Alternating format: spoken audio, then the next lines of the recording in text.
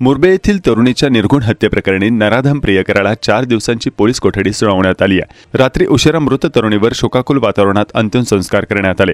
पालघर तालुक्यातील मुरबे येथील सुमित तांडेल यांनी सोमवारी एकलारे गावाजवळील त्याची प्रियसी स्नेहा चौधरी हिची डोक्यावर दगडाने वार करून त्यानंतर पाण्यात बुडवून निर्घुणपणे हत्या केली होती।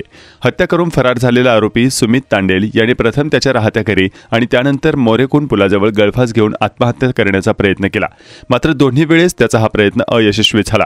त्यानंतर सातपाटी पोलिसांनी त्याला ताब्यात घेऊन बोईसर पोलिसांच्या हवाली केला। आरोपी सुमित तांडेल याला प्रेयसी स्नेहा चौधरी हिच्या हत्येप्रकरणी कलम 302 आणि 201 अन्वये गुन्हा दाखल करून अटक करण्यात आली। मंगळवारी त्याला पालघर येथील न्यायालयात हजर केले असता 14 जूनपर्यंत 4 दिवसांची पोलीस कोठडी सुनावण्यात आली आहे। या प्रकरणी पोलीस अधीक्षक बाळासाहेब पाटील, उपविभागीय पोलीस अधिकारी विकास नाईक, पोलीस निरीक्षक शिरीष पवार यांच्या मार्गदर्शनाखाली सहाय्यक पोलीस निरीक्षक सतीश अस्वार हे पुढील कारवाई करत आहेत।